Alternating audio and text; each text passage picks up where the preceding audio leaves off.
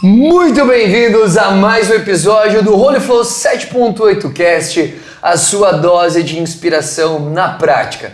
E se você tem acompanhado o nosso podcast ao longo das temporadas, hoje eu quero desejar para você um feliz ano novo. Esse é o primeiro podcast da temporada 2026, num formato diferente, onde você vai ouvir histórias que vão muito além daquilo que eu vivi, e eu vou trazer pessoas muito especiais para essa nova temporada. E essa pessoa muito especial que a gente começa é a minha mãe, a Dona Andradina. Já falei em vários episódios sobre ela e hoje está aqui para essa participação especial.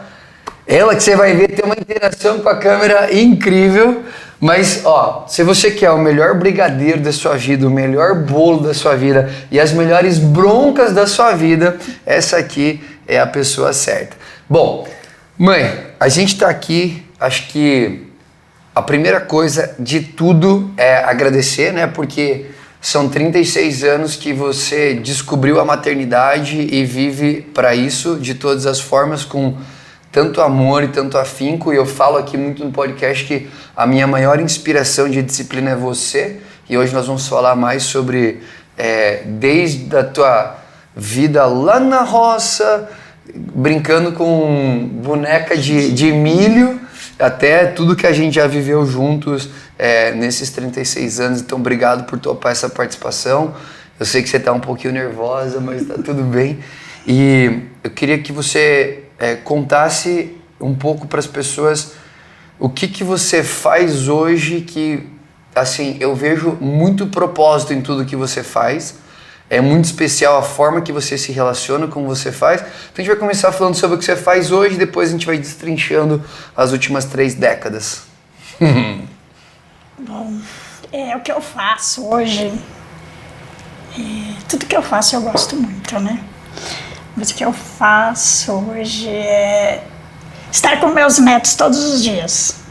Isso é muito especial. Todos os dias, meu neto, você, minha nora. Então, para mim é muito especial. Algo que eu faço que eu gosto muito.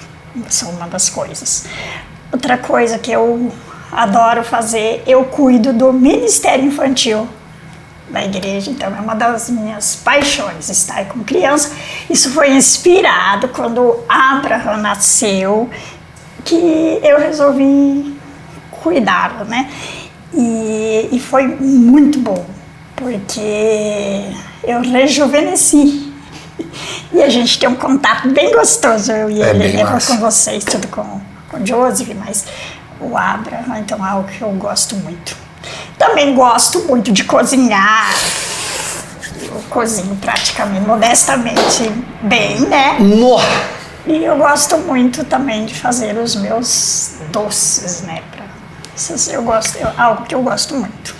É muito legal que ela está compartilhando, ela está sendo bem humilde, mas ela domina a culinária francesa, domina os doces de uma forma, culinária judaica também, e a gente escuta de muitas pessoas a expressão do amor de Deus através da comida dela. Eu acho isso maravilhoso. Aí você falou rejuvenesceu, né? Minha mãe, tá batendo 60 décadas, né, mãe? Exatamente.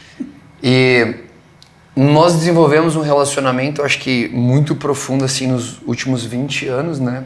Então, eu tô com 36. A minha infância, ela não foi muito fácil nesse aspecto, mas aí eu queria entrar bem nesse cerne, assim, mãe, lá de 89, quando você descobriu que estava grávida de mim. Meu pai já tinha saído, né? Ele não sabia que você estava grávida. Mas como é que foi esse processo? Dá um resumo, assim, pra galera, porque foi bem interessante a história, até você vir para São Paulo, assim.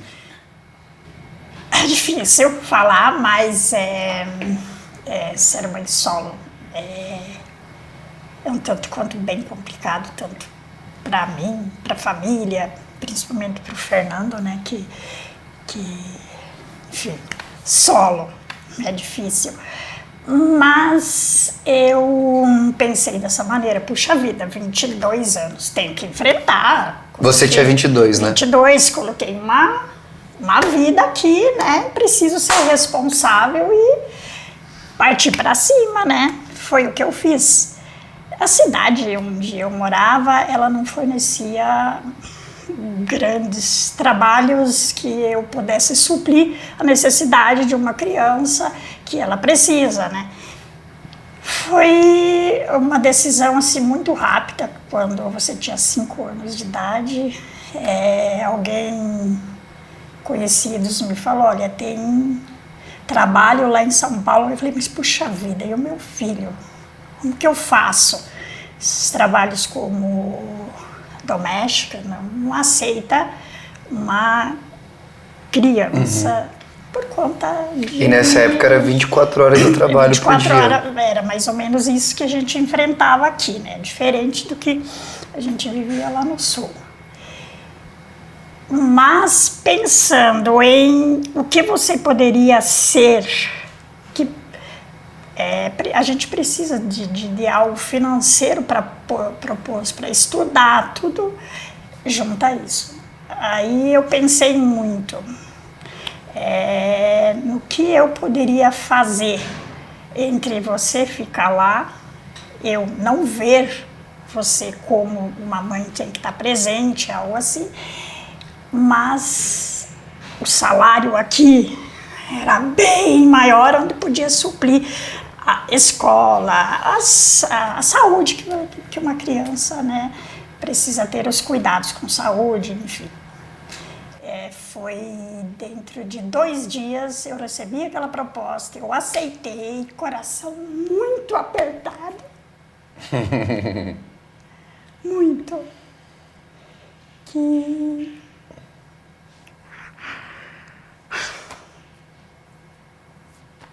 eu fiquei um tanto depressiva. Chorava toda noite. Mas eu precisava fazer isso. Não tinha outra alternativa, né? Eu precisava. Foi quando eu estava nesse trabalho, ainda eram europeus. Pouco falava o português, que já era algo meio que difícil. Você explicar o que você estava sentindo. Eles sabiam. A gente, no contrato, por telefone que a gente fez, um contrato de boca, mas eram pessoas que eram firmes. E aí ela me falou, olha,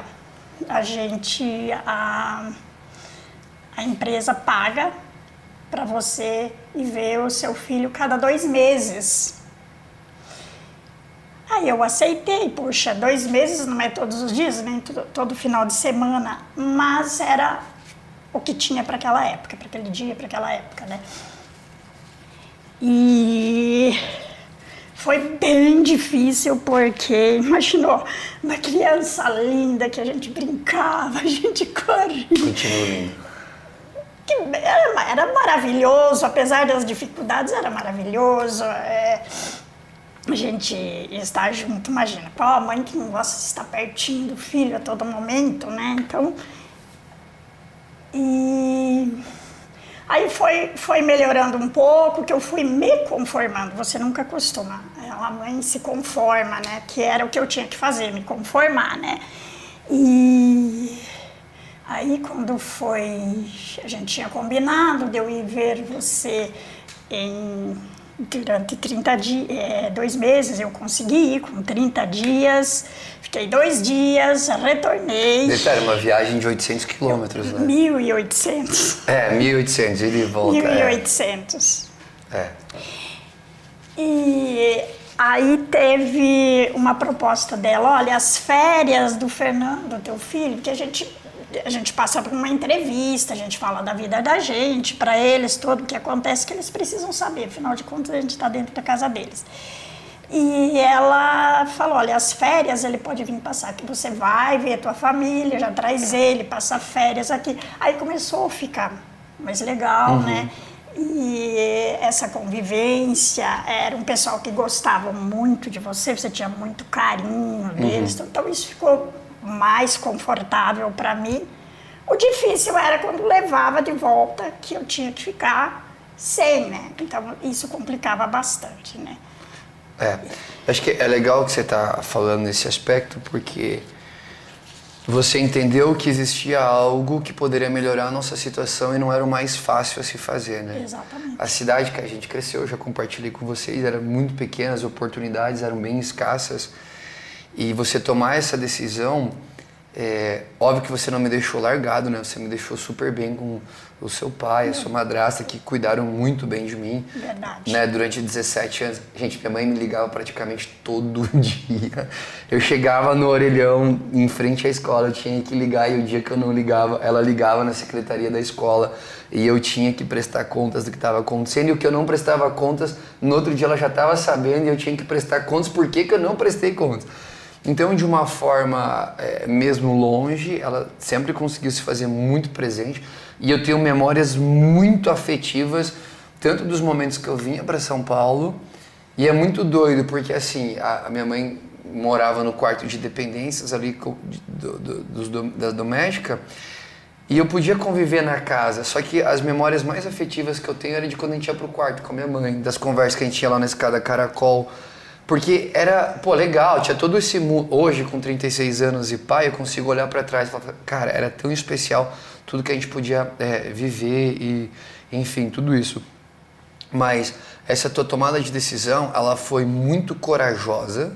Bastante. E eu acho que, por que eu quis gravar isso com você? Porque tem gente que está hoje num processo da vida que até sabe o que tem que fazer, mas não tem coragem de fazer pelo processo que vai ter que passar. E você com 22 anos, a gente está falando 22 anos, lá em 89, na verdade já era 94, né? Em 94 você já tinha que tomar essa decisão. E aí passou o tempo, e olha só, né? Você ter tomado essa decisão abriu frente para eu conhecer São Paulo, para ter contato com cultura, a gente estava com uma família europeia, então tinha contato com muitas coisas diferentes, isso abriu muito, e aí acho que o mais legal vem quando você faz todo o esforço, fala assim, filho, eu tinha 17 anos, eu lembro meu aniversário de 17 anos, eu fiz o vestibular, lembra? E aí passei na faculdade porque você insistiu, você falou, vem morar comigo, e acho que aí começa uma outra fase da nossa vida, né? Que aí a gente começa a morar junto.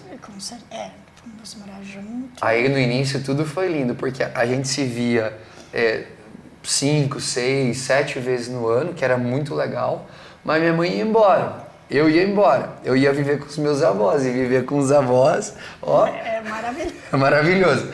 Pô, vim morar com a mãe, e cara, minha mãe muito disciplinada com todas as coisas, né, sempre foi muito cuidadosa, ela precisou ser rigorosa com os processos para dar conta de tudo, né, mãe? Exatamente, porque não tem como, né? Você tem que assumir ali 2 papéis, né? Um você consegue muito bem, que é ser mãe, e o outro porque era um garoto inteligente, esperto, pra frente, gostaria de viver coisas diferentes, mas essas coisas diferentes podia ser legal, podia não, então eu tinha que ser firme, né? E até com você mesmo, né? Você era disciplinado. Eu lembro que eu vinha novinho passar férias, que minha mãe me levava pra academia junto com ela.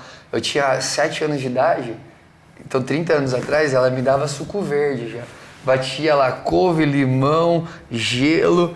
Então, quer dizer, já tinha toda uma rotina muito saudável, né, mãe?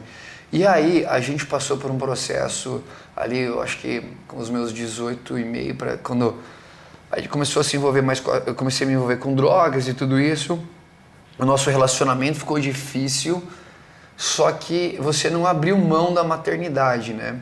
E aí, beleza, foi uns 3 anos muito difícil pra gente, assim, e é muito doido, porque a minha mãe, ela tinha a responsabilidade do trabalho, mas ela tinha um anseio para fazer as coisas dar certo para nós, né? Muito. Como é que foi para você? Eu tenho uma dúvida até hoje. Você sabia ou não sabia que eu usava drogas? Porque era...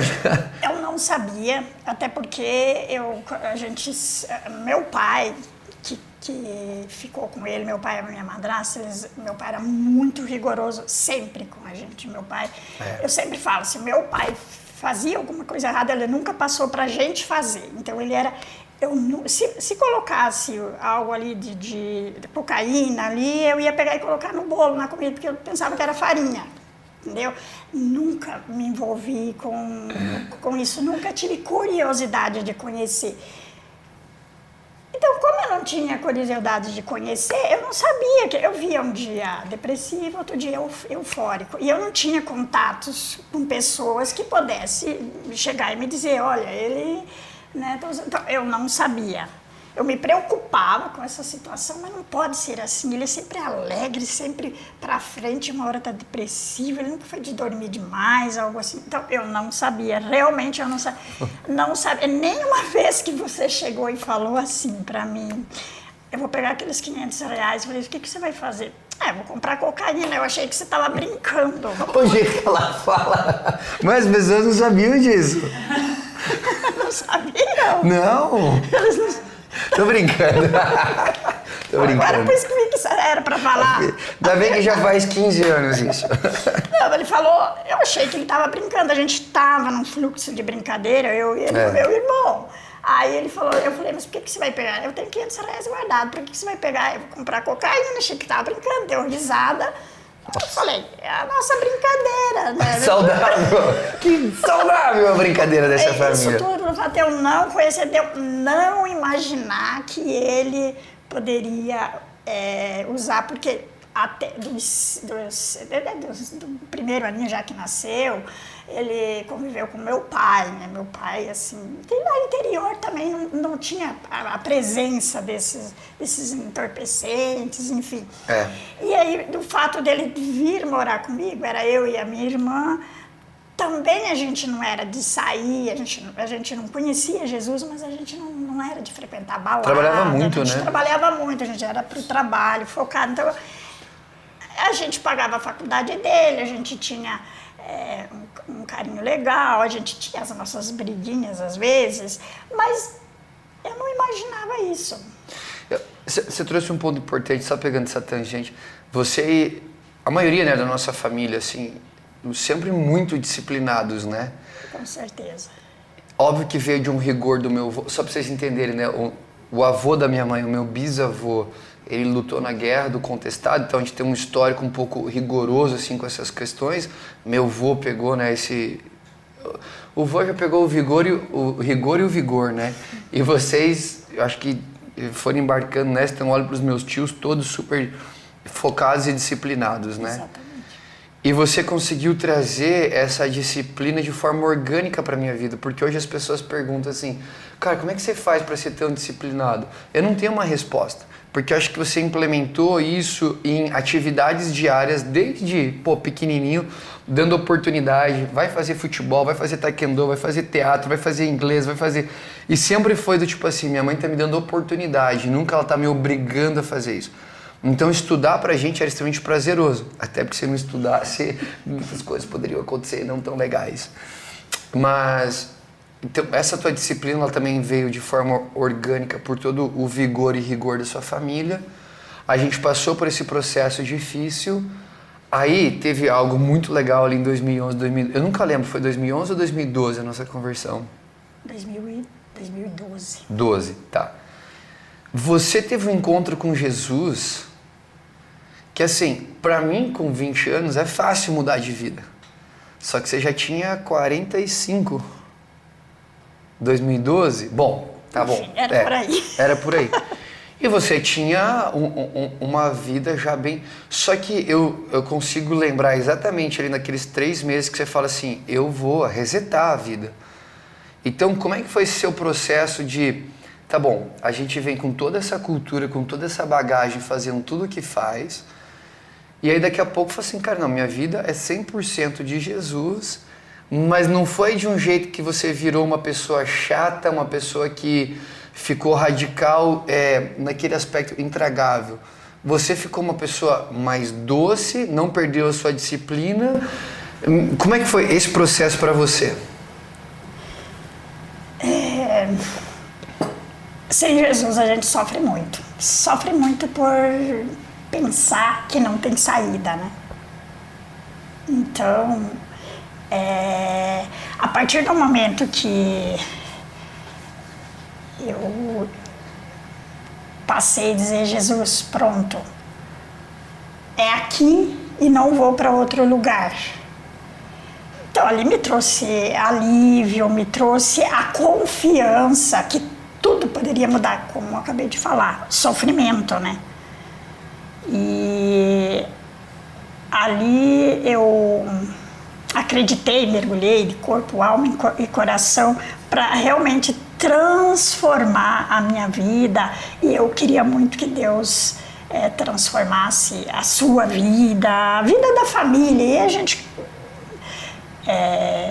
a pessoa que cuidava da gente também, que o meu irmão, ele era uma pessoa tranquila, então teve esse espelho assim, né, dele, do meu irmão, né, e foi isso. Eu me senti assim, livre de sofrimento, livre de várias coisas que eu não conseguia me libertar, né? E a gente foi se libertando, e isso me trouxe a calma, me trouxe a paz, e a gente procura muito, como a gente fala, escuta falar, você é de Jesus, não pode isso. Então eu fui vendo estudando, né, a Bíblia, vendo o que é de Jesus, eu vou pegar, e aí a gente se transforma, Jesus transforma a gente, né? Muito bom. Mas tem um negócio muito doido em você, que eu tô com a minha cabeça aqui tentando pensar.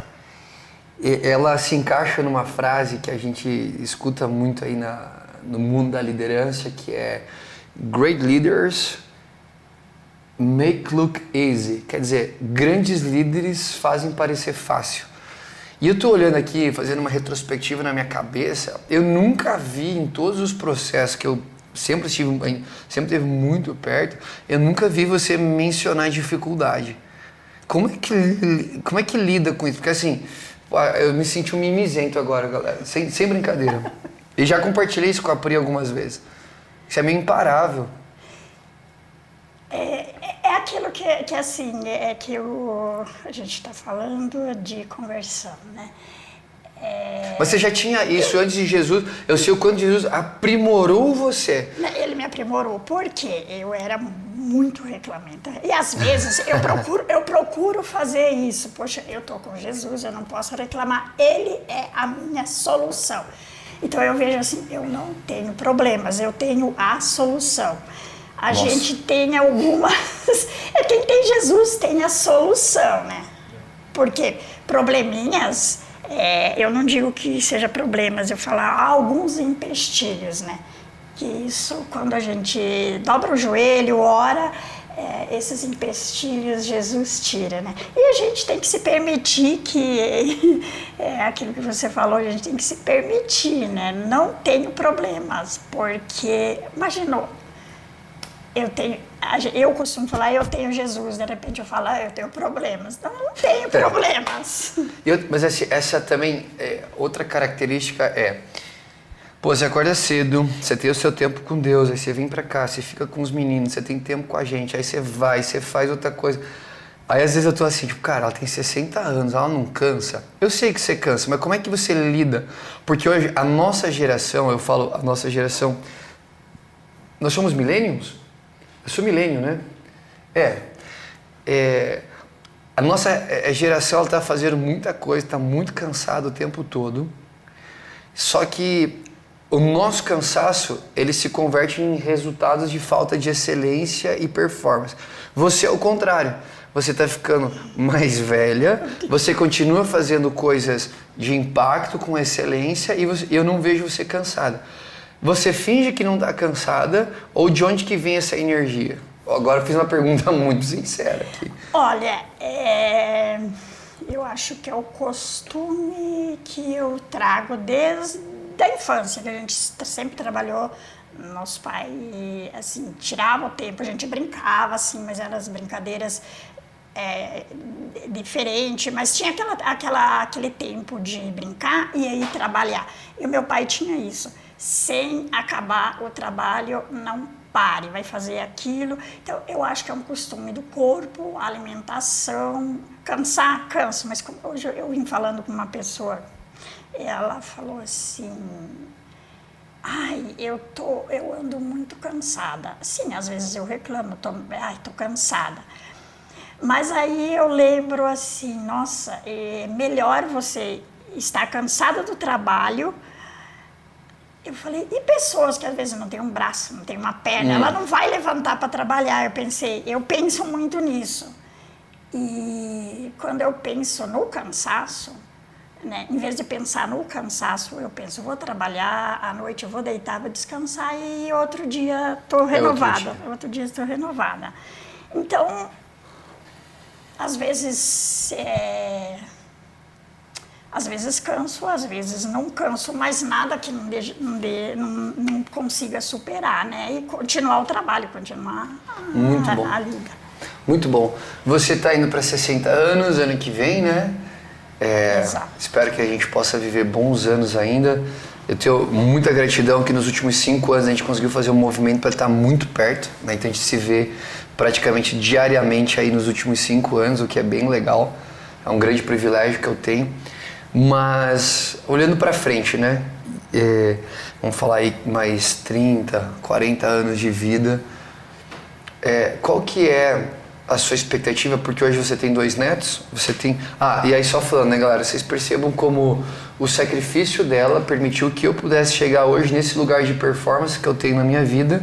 Lógico que aproveitando cada oportunidade, nunca desperdicei oportunidades que a minha mãe deu. Acho que é um negócio que também era tanta escassez que cada oportunidade ela era... se bem que meu curso de inglês eu não fiz tão bem como poderia, mas a gente aproveitou. Como que você enxerga o teu impacto? Porque hoje você tem 2 netos que vão crescer e já são potência aqui nessa geração. Você está lá na geração infantil da tua igreja também, mas tem muitas pessoas que te procuram também, que conversam com você. Como que você vê esse final e qual que é o conselho que você daria para nós que estamos aqui 30, 40 anos, chegar bem aos 60, como é que você está? Aí você vai encerrar já o podcast com... Primeiramente cuidar da alimentação, né? Cuidar da alimentação. Segundo, a mente, né? Cuidar da mente, não deixar fluir algo que... É aquilo que a gente fala, quem tem Jesus não tem problemas, mas se deixar começar a entrar, né? Então é isso, o cuidado primeiramente com o corpo, que é a alimentação, a alma, né, que é super mais importante, né? Algumas coisas que a gente fica longe, né, de algumas coisas que às vezes vai... O quê? Pode ser para rasgar com a galera. Influências de... Isso é uma coisa que eu gosto da minha mãe, porque ela tem poucas amizades, e as amizades que ela tem, ela... Exatamente isso, com amizades. Olha, não, mas você pode fazer isso, é só um pouquinho, pode ser qualquer coisa que você nunca fez, que você pega, mas isso será que é certo? Na dúvida, não faça.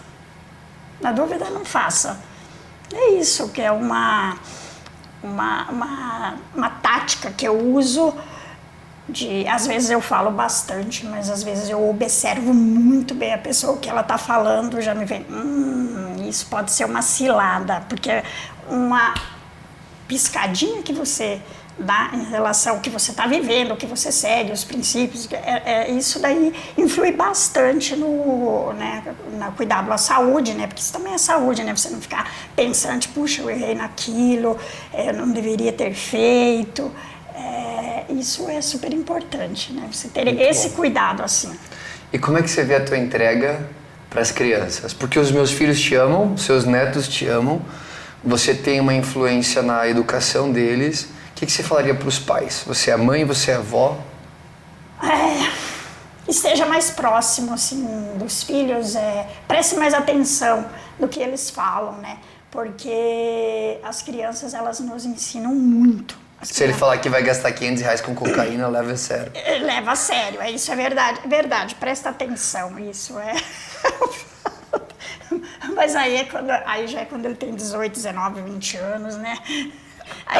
Aí se você sabe que vai comprar de verdade, pega na orelha, né? Não, criança, às vezes eles estão porque eu observo muito aqui a Abraham e as crianças do Ministério Infantil, a gente está falando, eles estão brincando com um brinquedo lá longe, depois de 5 minutos eles vêm ali e abordam você naquela pergunta ou a conversa, a fala que você está. Então, eles estão brincando, eles estão prestando atenção, cuidado que fazem perto das crianças, né, que eles são o futuro do Brasil, é o que vai liderar o Brasil lá para frente, que vão fazer acontecer, né? E as crianças marcam muito, porque você fala hoje, daqui 10 anos eles lembram que, então, você pode falar coisas boas ou ruins, eles vão lembrar da boa e da ruim, né? Então, amar, abraçar, beijar muito e discipliná-los. Isso é super importante, porque a falta de disciplina é a destruição das crianças. Então, o amor, a atenção, prestar muita atenção, porque às vezes eles querem falar, para tudo que está fazendo e presta atenção neles, porque o momento deles pequenininho ali é super importante para o crescimento deles lá na frente, o que eles vão fazer, o que vai acontecer.